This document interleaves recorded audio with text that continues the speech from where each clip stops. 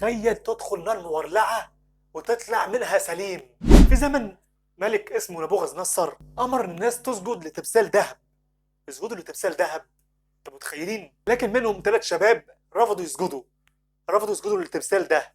عشان في حد يسجد لتمثال ذهب اصلا؟ اسمهم ايه بقى؟ اسمهم غريبة. شدرخ وميشخ وعبد ناغو اتمسكوا بقى، اتعرضوا للتهديد بالنار. الملك قال لهم لو ما سجدتوش هرميكم في النار على طول. فردوا رد صادق جدا، قالوا إلهنا هينجينا. فرموهم في النار. حصل مفاجأة. الملك بص وشاف، قال لي أنا شايف 4 مش 3. مين الرابع ده؟ حتى ما اتحرقوش ولا جالهم أي حاجة وهم في أطون النار.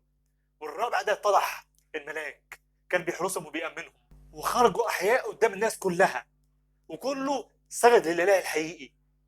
بركة صلاتهم فلتكن معنا جميعا. لو كملت القصة للآخر هتشرف بحضرتك تعمل لايك ومتابعة.